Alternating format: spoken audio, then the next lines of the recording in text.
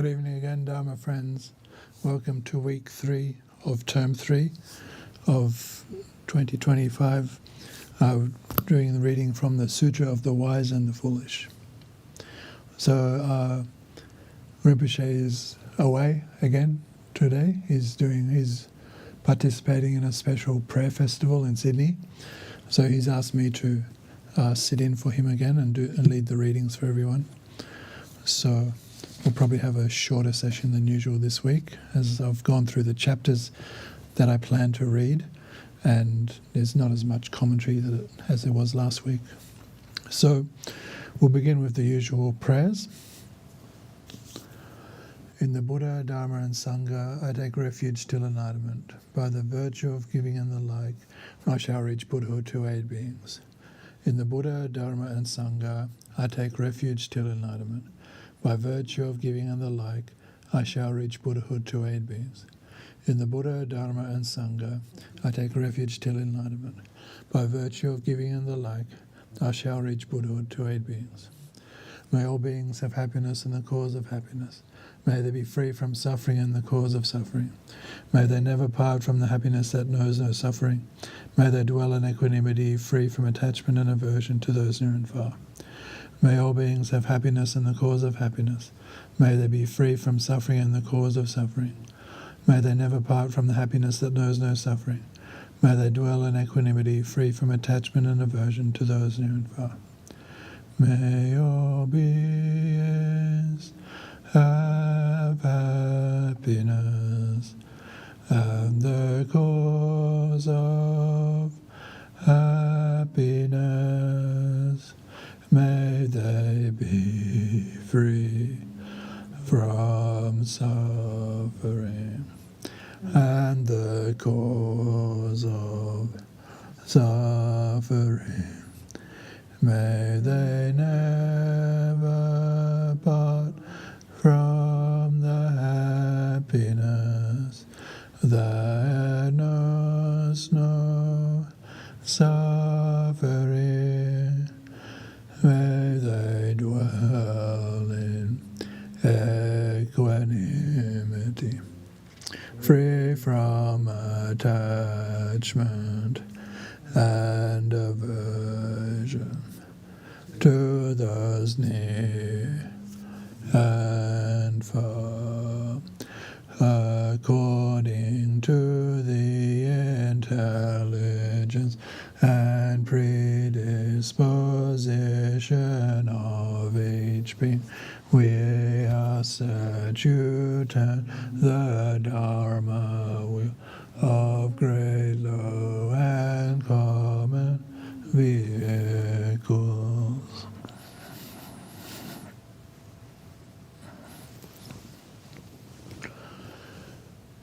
So good evening once again. Just before the session started, Eric mentioned to me that it seems pretty much impossible to get your hands on a hard copy of this book, but that he found that for a small fee of about $5 you can download one from Google Books. And if you install Adobe Reader app, is it? No, it's not the reader, it's another one. Another one. It's free. Yeah, so if you install some kind of Adobe app, then you'll be able to read it on your device. Rinpoche happens to have his own copy, and I've just got mine from the university library.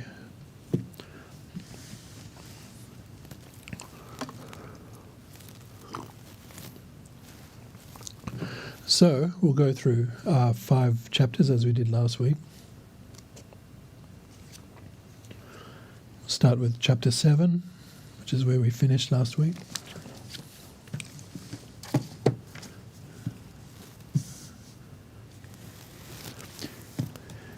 Prince Swasti, that's the name of chapter 7. Swasti literally means well-being. Su means good, as in sukha versus dukkha. So su is good, du is bad in Sanskrit. Asti means it is. So it means well-being. This is, of course, where we get the word swastika from. It means a symbol of well-being.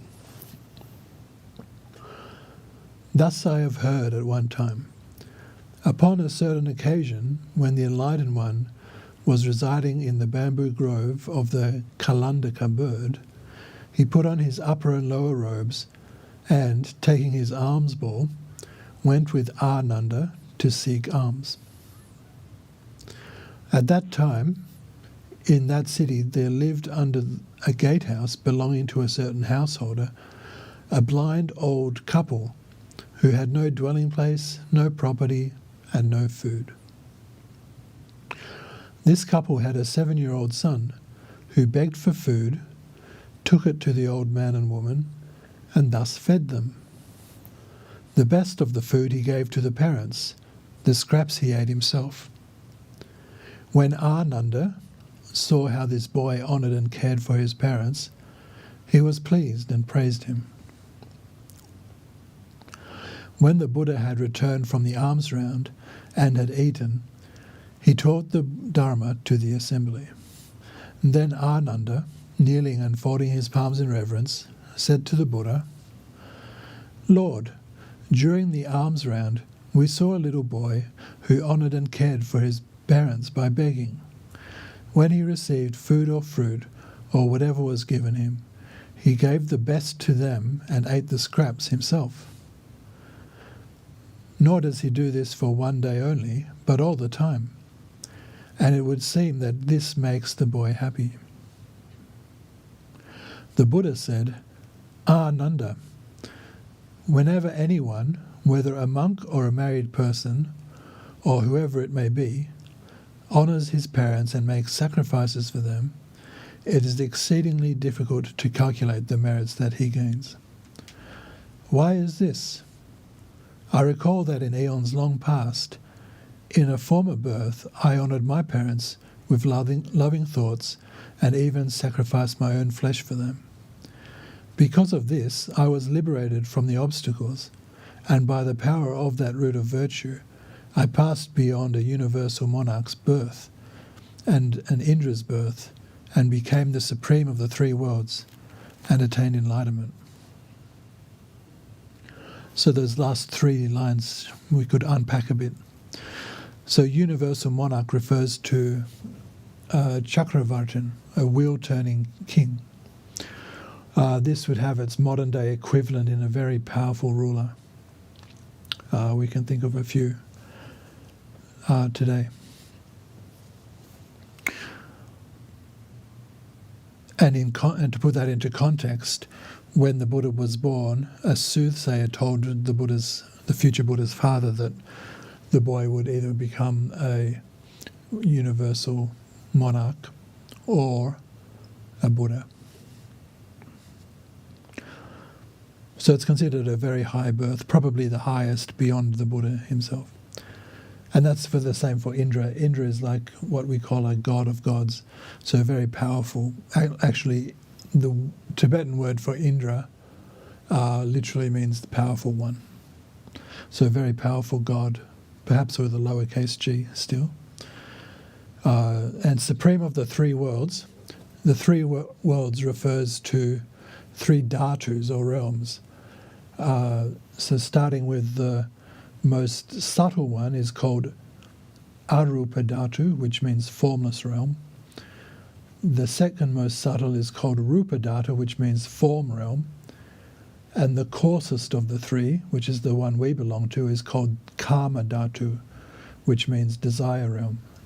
Not karma as in K-A-R-M-A, but karma as in K-long-A-M-A, Kama Dhatu. It means realm of desire. So the Rupa Dhatu and the Arupa Dhatu, and even partly the Kama Dhatu, all are heavenly realms. So when you see Lord of the 3 worlds, Lord of the 3 realms, this kind of vocabulary, it's referring to these 3 realms. This is a way of dividing up the different realms. Having said that, we also refer to what's called the 6 realms, don't we? So it starts with the God realm, lowercase g, the heavenly realms, and then it goes getting lower and lower. It then goes to the demigods, humans, animals, hungry ghosts, and hell realms. Those are the 6. And it's 7 if you include what's called the Bardo realm. This famous word, Tibetan word Bardo, literally means transition or intermediate state. The Sanskrit is Antarabhava, meaning transition. So you can map the 6 or 7 realms that I've just mentioned to the 3 worlds. So Rupa Dhatu and Arupa Dhatu, form and formless realms, are both by definition God realms, and even some of the desire realm gods belong to the third of the 3 realms, and then all the 5 realms below that belong to the Kama Dhatu, the desire realm. I hope that made sense. Ananda said, Lord, I beseech you to tell you how, in time long past, in order to honour your parents, you've sacrificed your own life and gave your own flesh and delivered them from the bonds of death. The Buddha said, Ananda, listen well and bear it in mind, and I shall tell you. Ananda said, Lord, so be it. The Buddha said, Ananda, in eons long past, eons beyond recall, beyond conception, there was an emperor in this Jambudvipa. Remember, Jambudvipa, sometimes it refers to the subcontinent of India, sometimes it seems to refer to this planet Earth in general. It's a Sanskrit word, Jambudvipa. Jambu means rose apple, a type of old fruit found in India, and Dvipa means island, so it literally means rose apple island. And the reason it's called this is that there's what's called an origin myth of how the world came to be. Like we talk in physics in terms of the Big Bang. But this is a what we call Buddhist cosmology, I suppose, which is that the Earth came into existence by an apple dropping into the ocean and making a splashing sound, and that's how the Earth began. So Jambudvipa, it's translated into Tibetan as Zambuling. You might hear that when we do chanting in Tibetan, when we do mandala offerings, because it talks about the Jambudvipa.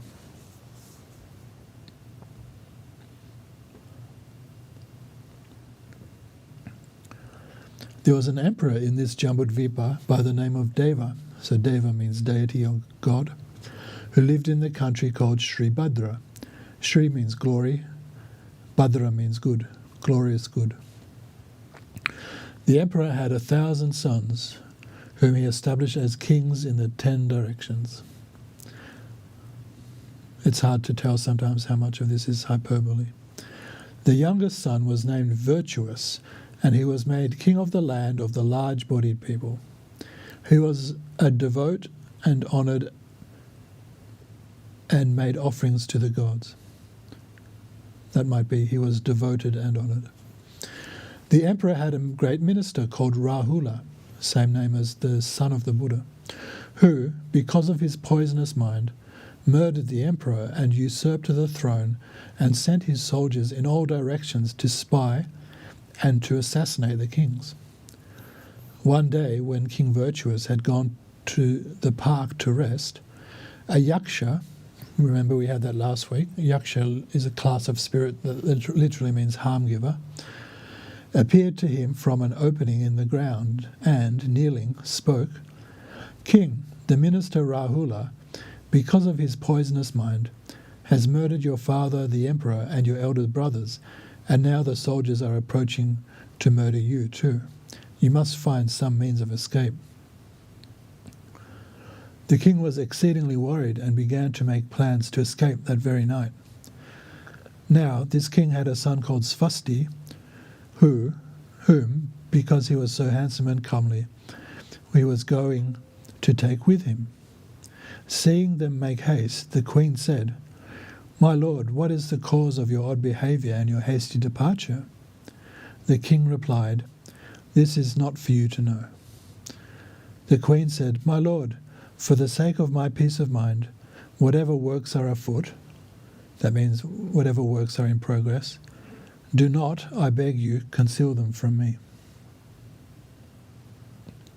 The king replied, "While I was in the park, a yaksha appeared to me and told me that the minister Rahula has killed my father and my older brothers, and that his soldiers are now coming to kill me, and that I must find some means of escape."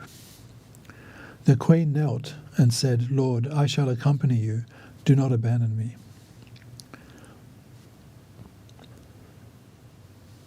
The king took provisions for a week, loaded them on his back, and took the queen and his son and set out. They travelled for 12 days, but in their great haste lost their way and the provisions ran out. Thereupon the king thought, "There is no other way. I shall have to kill the queen and eat her flesh."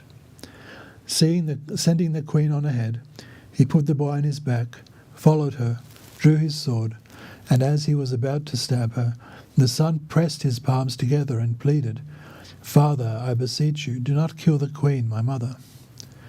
Repeating this again and again, he sought to save his mother's life. Then he said, "Father, without killing me, cut off my flesh bit by bit and feed the three of us. If you kill me, the flesh will become wormy and spoil." The king then cut off the bits of the boy's flesh, which nourished them each day, and when the flesh had been eaten, sucked the marrow from the bones. As they were about to abandon the boy, he said, "Father and mother, my body has become weakened. Give me a little of the flesh, then go on, I beg you." The father and mother divided this flesh into 3 parts. Each took 1 part and gave 1 part to the boy, then went on. The son made the following wish prayer: By the merit of having offered the flesh of my own body to my father and mother, may I attain enlightenment and deliver all beings in the 10 directions from their many sufferings and lead them to nirvana. 10 directions is another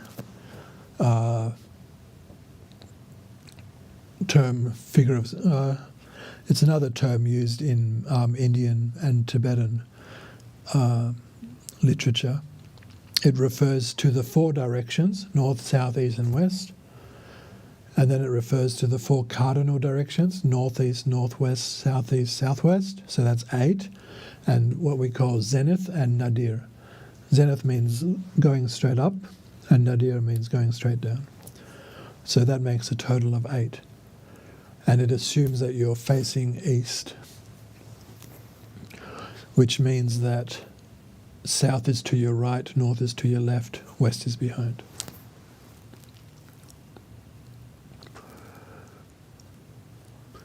Nirvana literally means extinguish. Nir means out, vana means blow, so to blow out. Of course, it's a good word that's entered the English vocabulary. The opposite of samsara, really. For example, the more esoteric texts talk about the non-differentiation of samsara and nirvana. It's the ultimate pairing of opposites. Samsara is the round of rebirth, of this vicious cycle, and nirvana is peace. Immediately, all the realms of the 3 great, I think it's pronounced kiliocosms, trembled in 6 ways. So this is an important term as well. 3 great kiliocosms. That's quite a good translation. Often you'll see in more modern translations, you'll see it's called the threefold thousand worlds, which is a little bit misleading because it implies that there's 3,000 worlds, which is not the case. It actually means, it's translation of the Tibetan Tong Sum, Tri Sahasra, I can't quite remember the Sanskrit, but Tibetan is tong sum. Tong means 1,000. It also means empty, but here it means 1,000. Sum means 3. But what it's saying, it's not saying 3,000, it's saying 1,000 to the power of 3. So it's saying 1,000 times 1,000 times 1,000, which equals 1 billion. So the best way to translate this probably is, you'll see this using the, I think it's from the Greek, kiliocosms, trikiliocosm, or it could be translated as billionfold cosmos, billionfold universe. So it's like a cube. Imagine a cube with 1,000 units going across, 1,000 units going down, and 1,000 units going to the side. Immediately, all the realms of the 3 great kiliocosms trembled in 6 ways. All the gods from their palaces in the realm of desire to the realm of form asked what such a sign portended.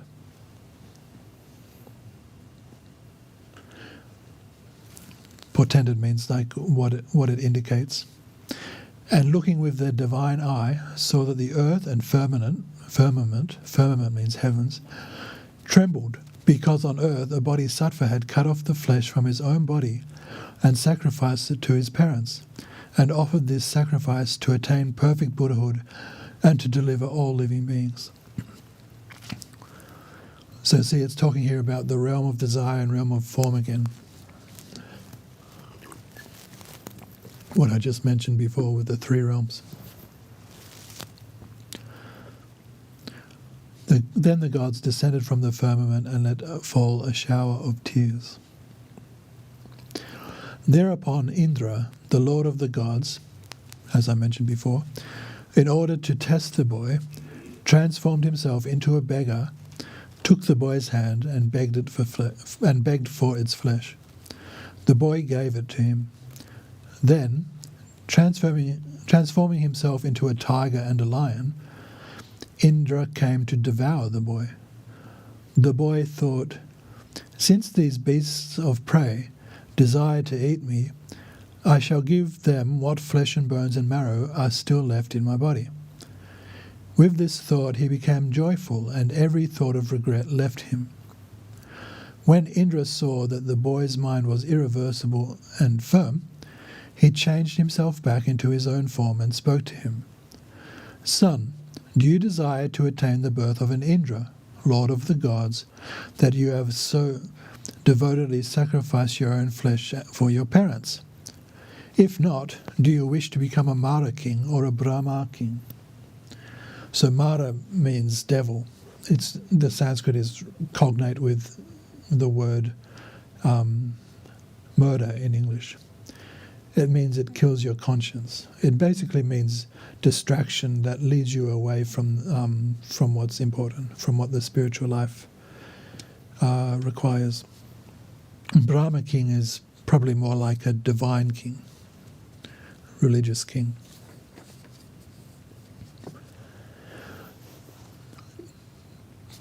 Buddha had a famous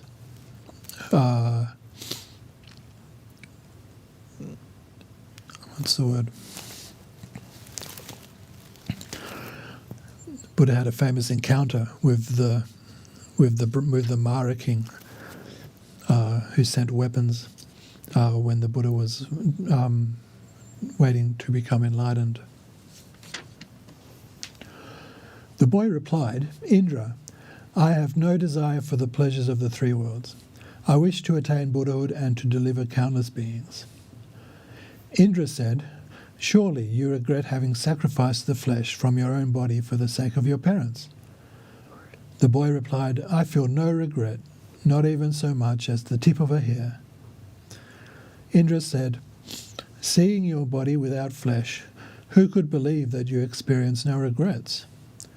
The boy replied, if, in truth, I have no regrets, and if I am to attain perfect Buddhahood, may my body become as it was before. When he said this, his body became as it had formerly been. Thereupon Indra and the other gods lauded him, and all exclaimed in one voice, excellent, excellent. So this is very telling. There are lots of instances like this which in the sutras and so forth explain that people's word was much more powerful and authoritative than it is these days. And they would often say this type of things. If I'm not telling the truth, let me drown, or something like that.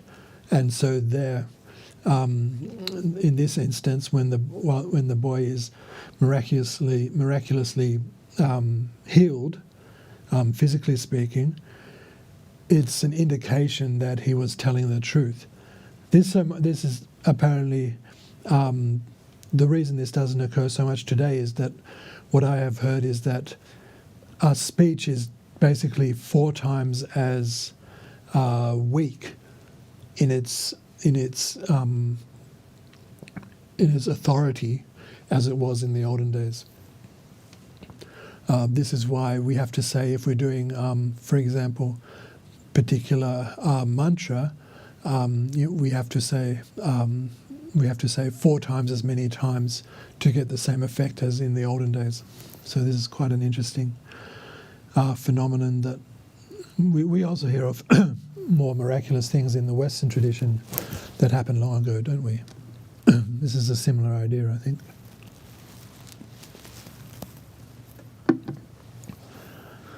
Then the boy's father and mother and all the people of that land came to where the boy was and were astonished.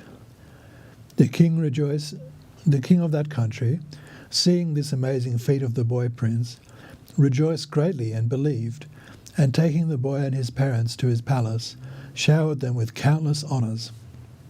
In compassion, he sent an army, together with the king and the prince, to their own country, deposed the minister Rahula, and made the king emperor. When he had ascended the throne, agriculture flourished and the land enjoyed peace. The Buddha then said to Ananda, so this is after the story is finished, Ananda, he who is now my father, Shuddhodana, that's the name of the Buddha. Shuddhodana literally means something like pure generosity. Well, my father Shuddhodana was the emperor.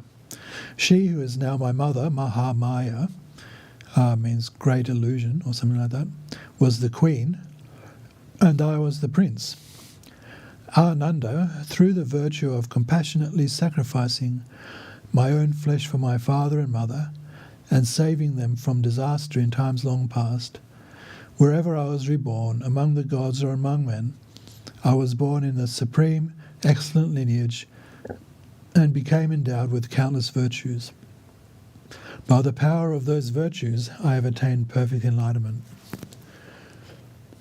So we see in stories such as this very much Buddhist values can be seen to be actually quite similar to what we might call traditional Western values about honouring our parents and this type of thing. It's understandable that we might come to a new, what we might call fringe religion, such as Buddhism, Buddha Dharma, and expect that it's somehow different. But we can see these values as the Buddha just said himself, by the power of those virtues, I have attained perfect enlightenment. So he's been honouring his parents through life after life. I like these kinds of stories because they don't have too much in the sense of very subtle philosophical vocabulary, but they really are testing us what I would consider, and I imagine others would consider, are the 2 most important I would call beliefs in Buddhism, which is karma and rebirth.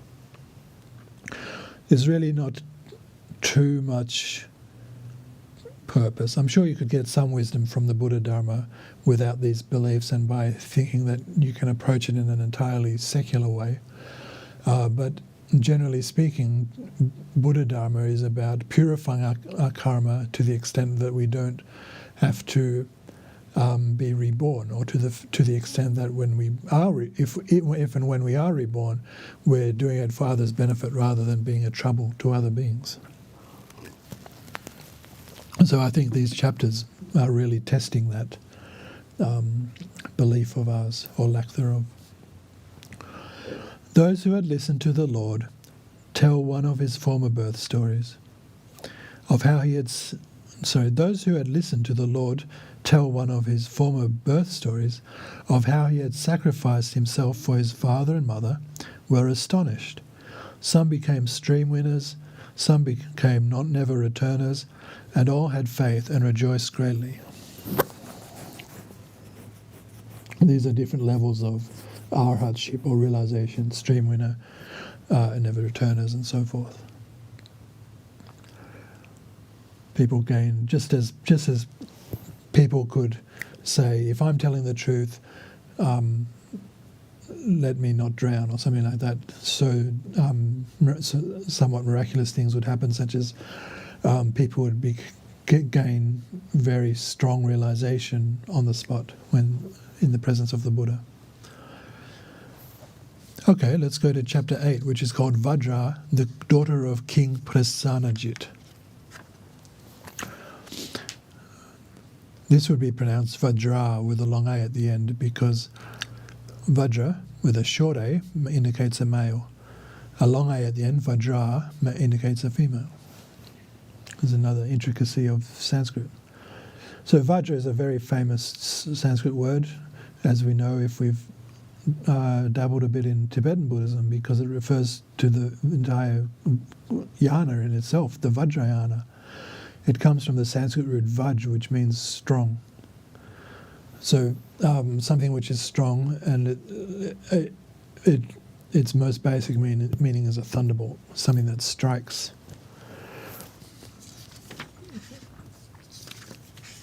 And it has a somewhat secondary meaning of diamond, something that's impenetrable. Thus I have heard at one time, the Enlightened One was residing in the city of Shravasi at the Jetavana monastery in Anathapindika's park.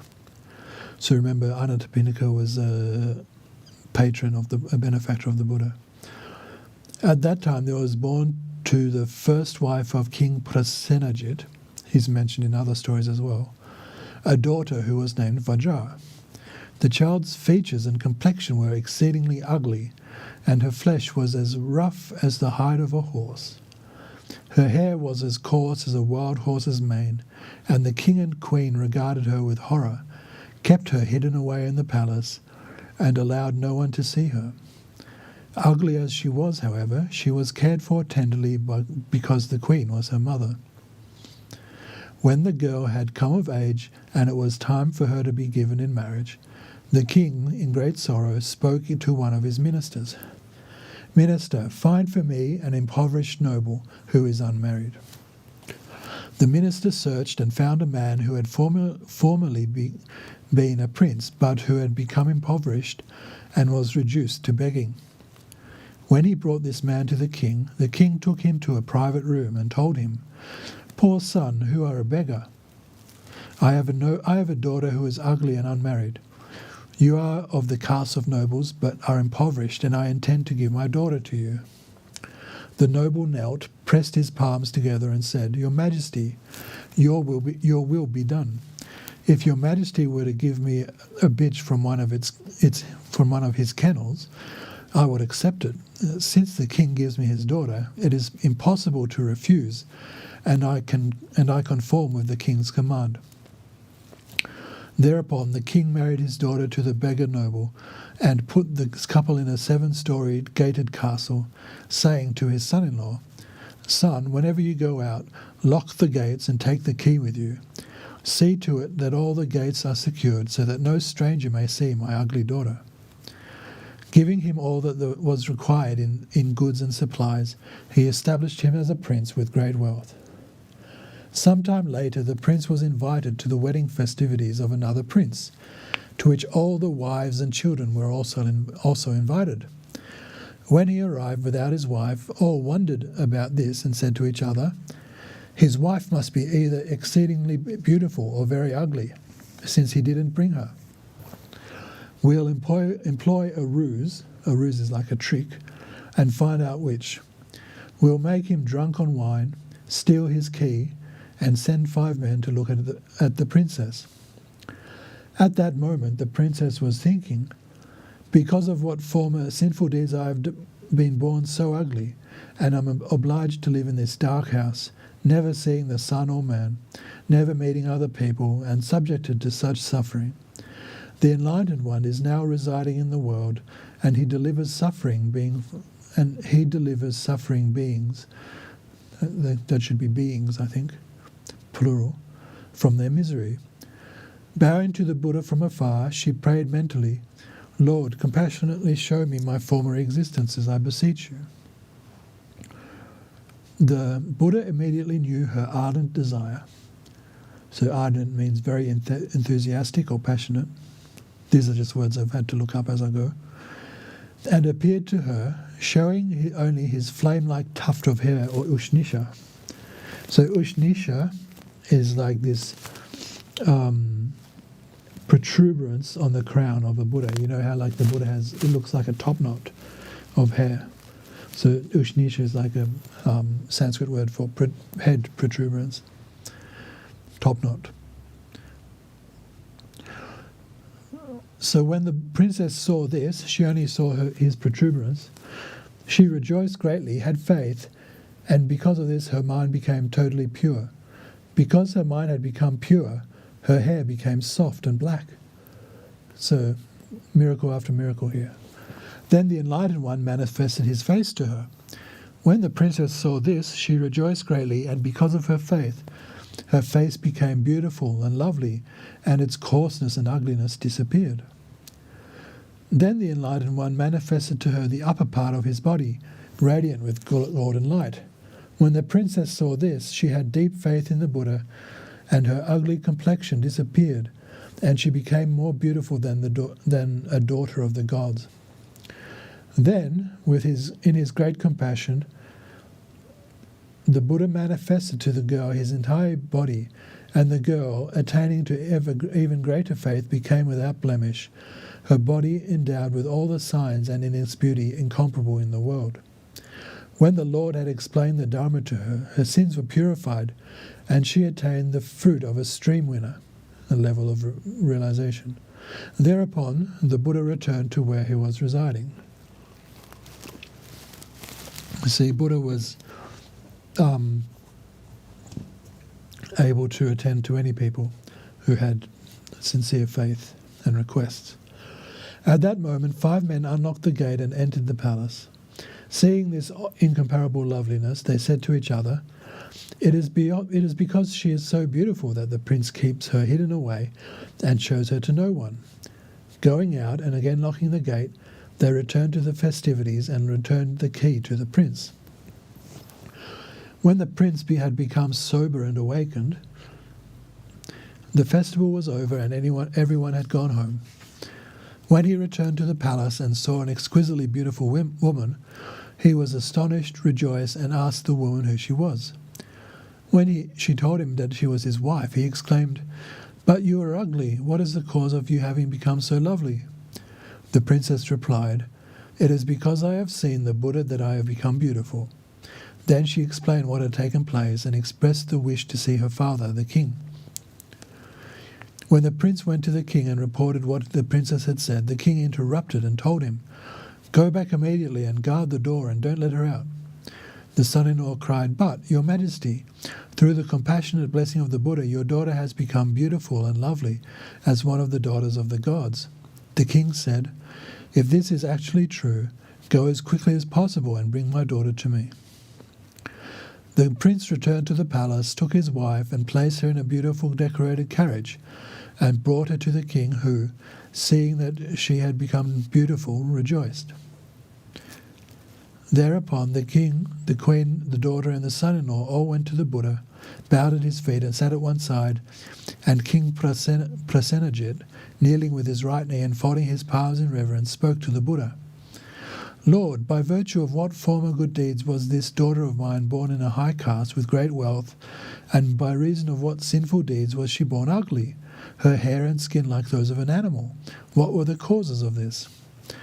The Buddha replied, Your Majesty, it is because of both virtuous and evil deeds done in the past that she has taken on both these forms. Your Majesty, in time long past, there was a householder in the land of Benares, that's Varanasi, as we know in these days. Benares was the British name that they gave it. Just like Mumbai was Bombay and so forth. In times long past, there was a household in the land of Varanasi who was wealthy beyond compare. All his property he placed at the disposal of a Pratyeka Buddha. Remember from last week, Pratyeka Buddha means individually realized. One who understands the Dharma through self-realization rather than through a teacher. This Pratyeka Buddha's body was rough and ugly, and his complexion was very bad. Every day when he came to the householder's home, the householder's little daughter would insult him and ask her father what he was doing with such an ugly person. Upon a certain occasion, the Pratyeka Buddha came to the house, accepted offerings, and prayed that he might attain nirvana. Then, for the benefit of the master of offerings, he soared up into the sky, shot flames and made water flow from his body, sat and lay down in the sky, and appeared in different quarters of the firmament. Firmament means heavens. These and other wonders he performed for the householder and his friends. Descending from the sky, he entered the householder's house, and the householder was delighted. The little girl, seeing all this, regretted having insulted the Pratyeka Buddha and asked for his forgiveness. Noble one, I confess my sin of insulting you with silly, bad words. May I be forgiven. The Pratyeka Buddha told her, You are forgiven. Your Majesty, this daughter of yours was that girl. At the time, because she insulted the noble Pratyeka Buddha with a sinful mind, she has suffered from ugliness. When she saw his wonders, repented and confessed and made offerings, she became beautiful and endowed with a good mind. It is because she made offerings to a Pratyeka Buddha that, in whatever place she is reborn, she will be born in a high caste with wealth and, in the end, will be perfectly liberated. Thus it is, Your Majesty, that one should not despise or insult others, regardless of their station in life, but guard oneself from the sins of body and speech. Having heard the Enlightened One teach the law of the maturation of actions through attaining the mind of faith, King Prasenajit and those with him attained the fruits, some as stream winners, some as arhats. Some brought forth a mind of perfect enlightenment, some entered the realm of no return. The king and all those present approved and lauded what the Buddha had taught.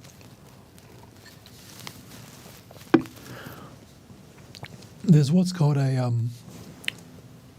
literal etymology as well as a interpretive etymology of the word arhats. Arhats could be seen as coming from the word arihan, which means foe destroyer, which is how the Tibetans translated it from the Sanskrit. But more literal etymology in Sanskrit is that arhat means one who is worthy. One who is worthy of what? One who is worthy of offerings because of one's realization. So that ends the second chapter of this evening, chapter 8. So now we'll move to chapter 9, which is just a page and a half. Golden Gem is the name of the chapter. Thus have I heard at one time. The Enlightened One was residing in the city of Shravasti at the Jetavana monastery in Anathapindika's park, together with a great assembly of 1,250 monks. At that time in that city there was born to the wife of a householder a son who was so handsome and comely that one never got tired of looking at him, and who, through the power of former virtues and to the astonishment and delight of his parents, produced 2 golden coins each time he clenched his fist and opened them.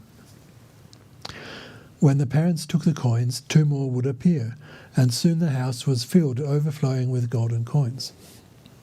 The child was given the name Golden Gem.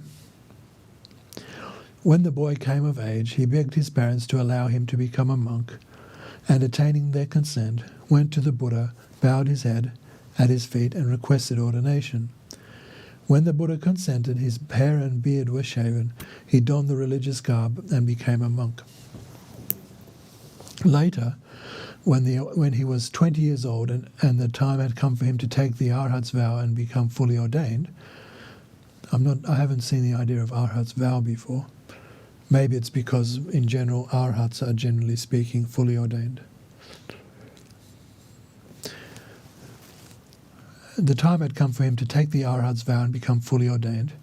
He bowed with faith and devotion to the Sangha, according to rank, and wherever he placed his hands, gold coins appeared.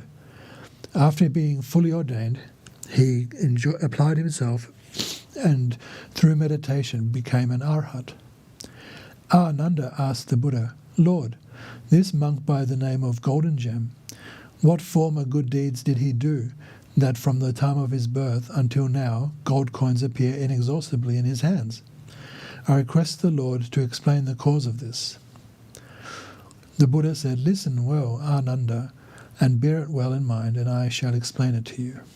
Ananda replied, "I beg the Lord to speak, I shall listen."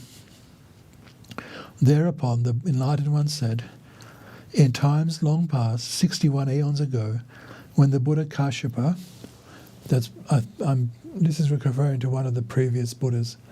If my memory serves me correctly, Buddha Shakyamuni is the fourth Buddha of this eon, and I think Kashyapa was second or third. When the Buddha Kashyapa had come into the world, he taught the divine law.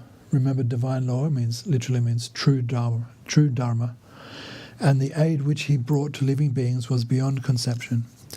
While the Buddha and his Sangha was travelling through the various countries, a wealthy householder of the upper caste prepared different kinds of food, invited the Buddha Kashyapa and his disciples, and offered it to them.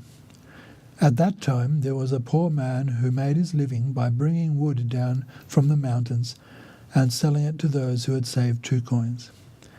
Seeing the Buddha and his disciples invited and going to the noble's palace, he had faith and rejoiced, and offered his 2 coins to the Buddha. In compassion, the Buddha said, "I accept the 2 coins."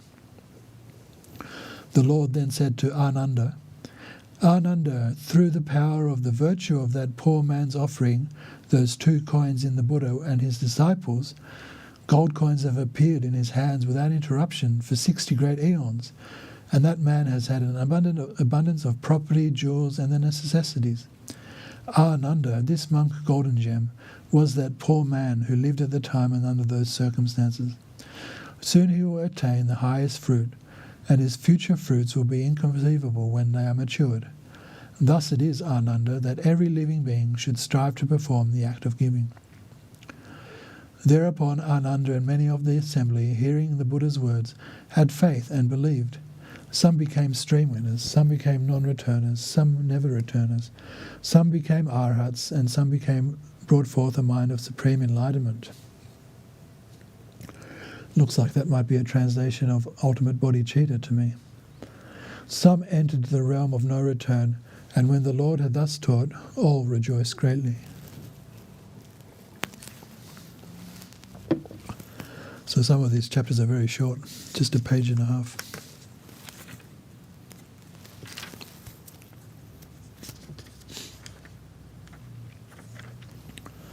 Let's do a couple more.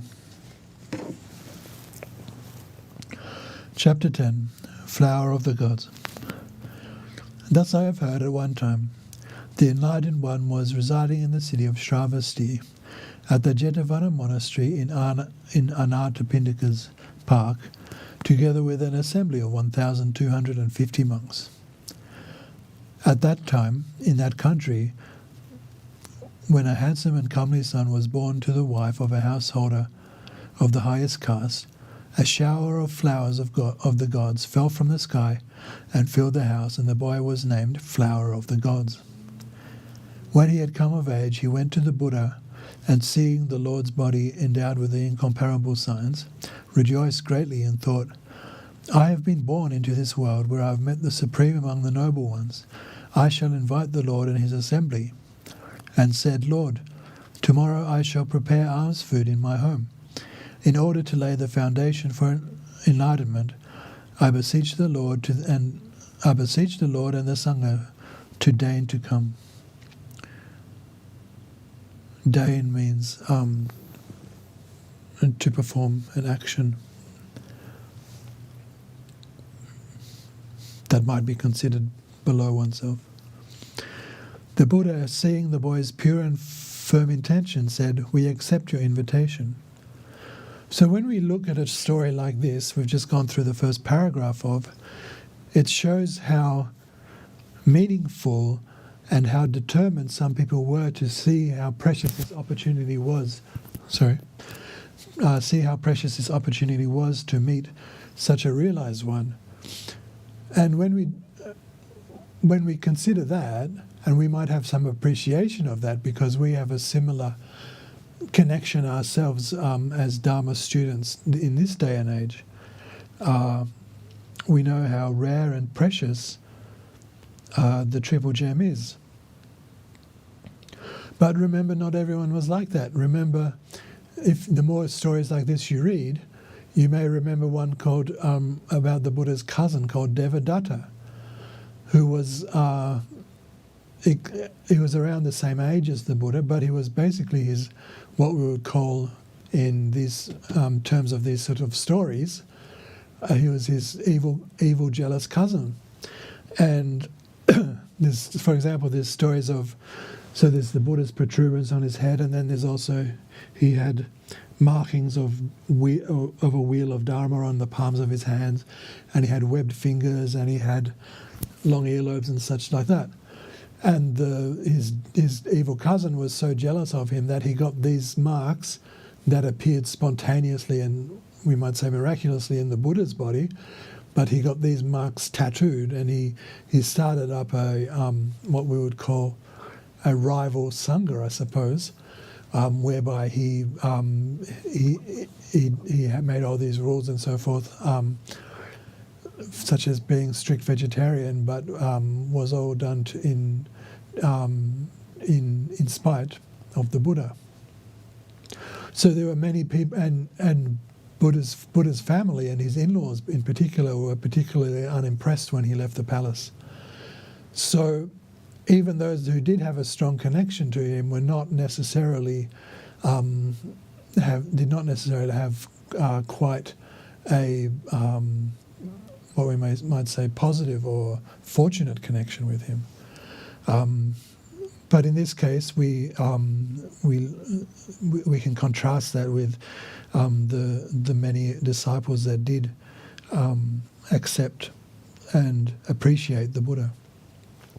Having said that, even some of his most devout students were what we would call like fans, or maybe even like groupies, like people who are big followers but not necessarily getting to the essence of what the Buddha was teaching, and that when the Buddha did pass away of natural causes in his early or mid-80s, I can't remember which, they were literally ripping their hair out and going crazy because they couldn't bear not to be around him. They were probably enjoying his aura too much. So I'll go back to the story. Thereupon the boy, called Flower of the Gods, returned to his home, and in his mansion caused a great throne of jewels to magically appear, along with many other seats, and adorned the dwelling with various kinds of decorations. Upon the morrow, that means on the next day, the Enlightened One and his Sangha came, and when each had taken his seat according to seniority, the boy thought, "Now I shall offer various kinds of food." And because of his virtue, many kinds of food, different kinds of food appeared by themselves, and these he offered to the Lord and the Sangha.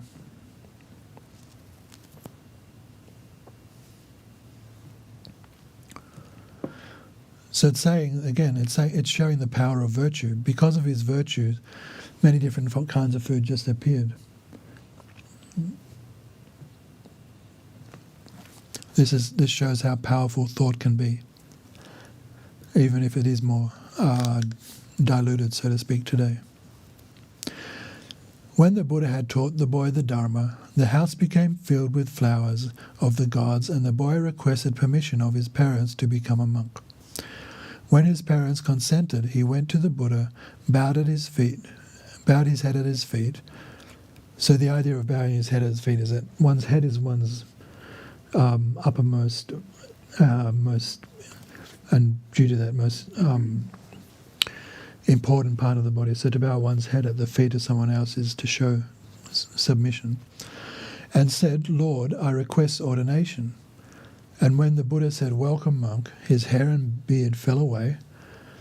So this is all miraculous stuff that seemed to be every day around the Buddha at that time, and by themselves, and he was dressed in the red robes. Exerting himself in the word of the Buddha, he became an arhat.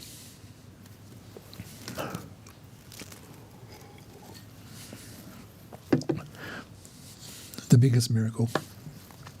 When Ananda saw what had taken place, he knelt and said, "Lord, this monk, flower of the gods, by reason of performing what former good deeds..." I'll start again. Sometimes. Okay. "Lord, this monk, flower of the gods, by reason of performing what former good deeds, did a shower of flowers descend, and jeweled thrones and various kinds of good appear. I beg the Lord to explain the reason for this." The Buddha said, "Ananda, if you wish to hear this, listen carefully.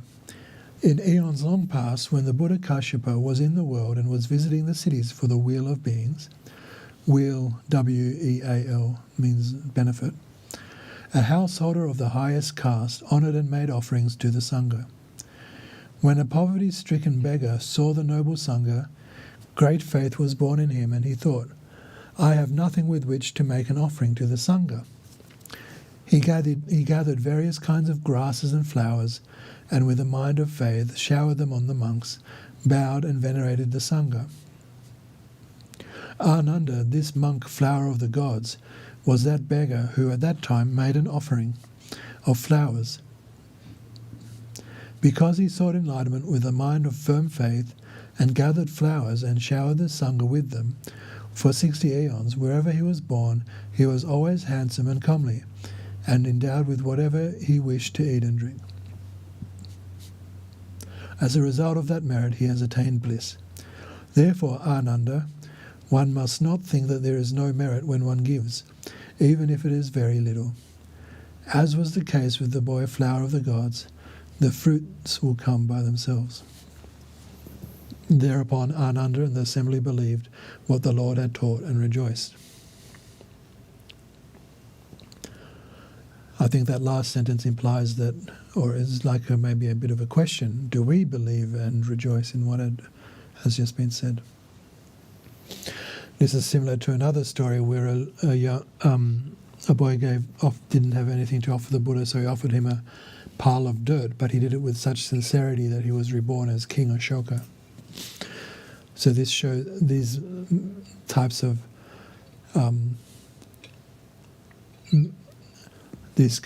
teachings show us that it's the intent more than the actual material that makes a difference.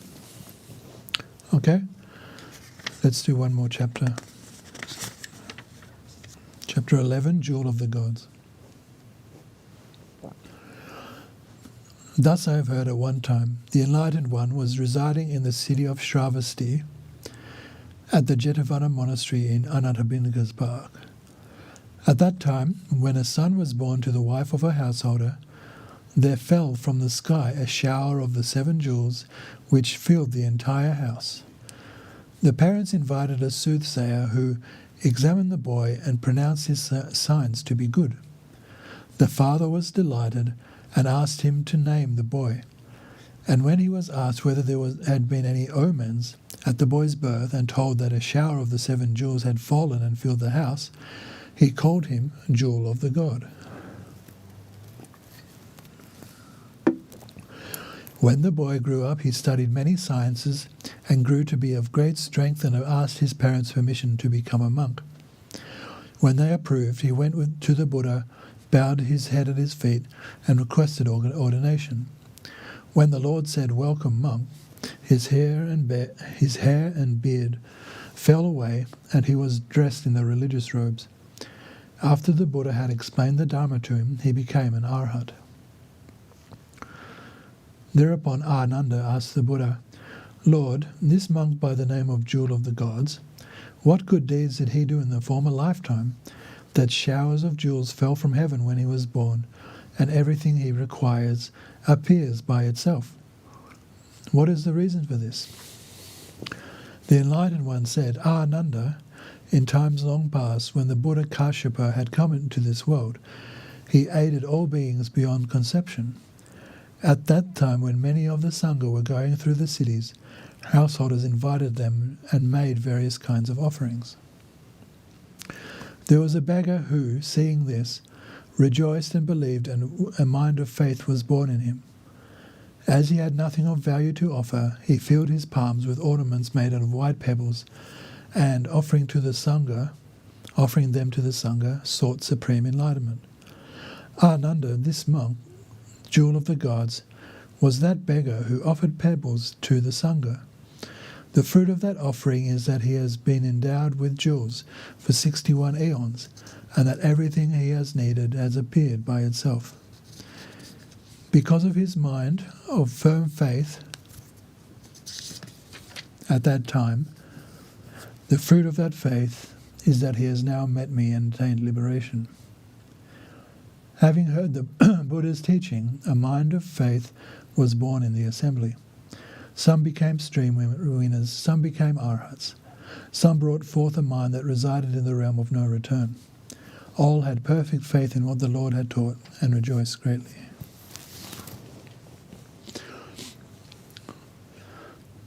So that's 5 chapters that we've covered this evening.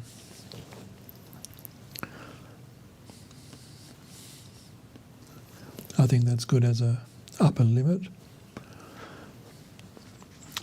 I think the main theme of these different stories seems to be really challenging our belief in rebirth and karma, and I think the two go together quite a bit. I was just thinking about it today. I mean, even people from the same family who grow up together can have very different karma, and this can be a cause for disharmony, but it can also be a cause for harmony and understanding, and even that itself is a type of karma as well, I think. So karma, I suppose, can mean we have a karmic destiny, I suppose, but it's definitely not talking about like fate, something that's stuck. And karma has a strong correlation to rebirth, because the circumstances in which we're born, and as I said, even in one family, let alone different people in different cities, different countries, let alone people and animals in different species and so forth, have such varied experiences and sufferings in their lives, and some lack such particular sufferings, that it's very makes a lot of sense to believe in rebirth and karma. But this also has to be done with the understanding that in the Buddhist, what we might call the Buddhist sort of paradigm of sort of existential paradigm, is the fact that we are born due to afflictions.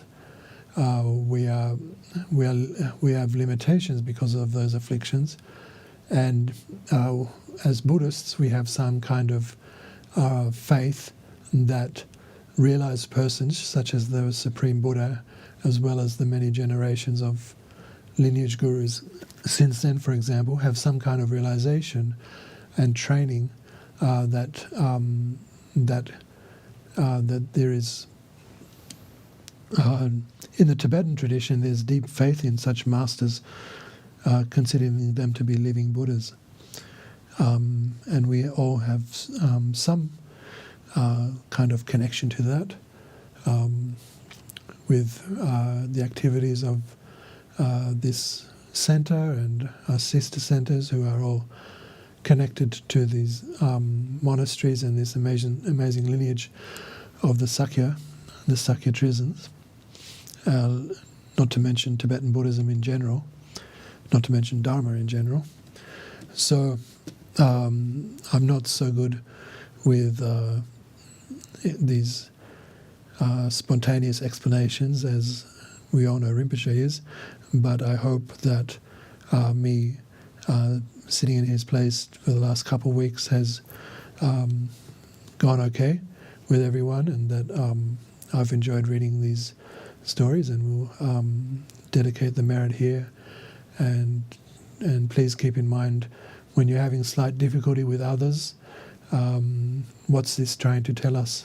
Just like Buddha was able to explain to everyone's satisfaction why particular unusual things happened. These unusual things happen in everyone's life. It might sometimes feel like it's just me, but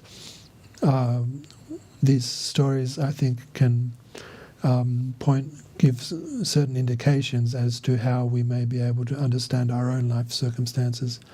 And doing these kind of readings, which I do in this context in this Dharma center, and soon we'll have a temple where we can do this, but I also do this through Sanskrit and Vedic readings that I do with my Sanskrit professor in Comus, and it's something that I've kept at and helped with translation, helped Rinpoche with translations of these types of texts as well.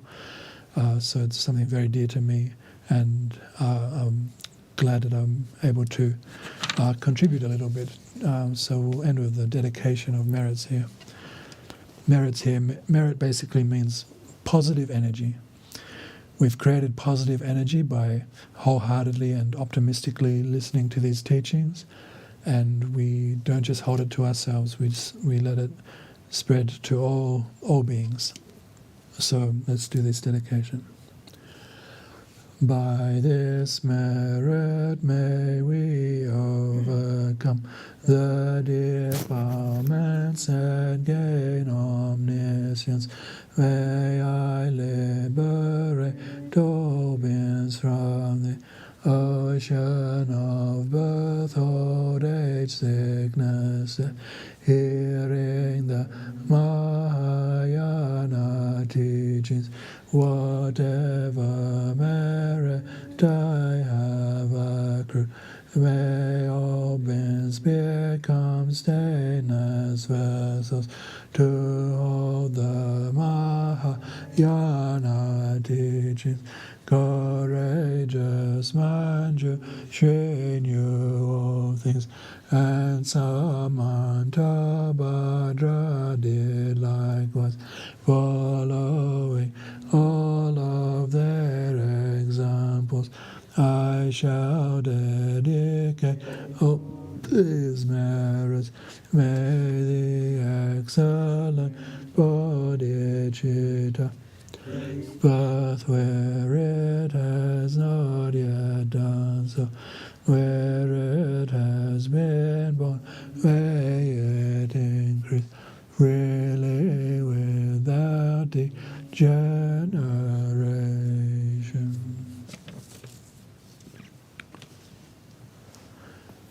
Thanks, everyone.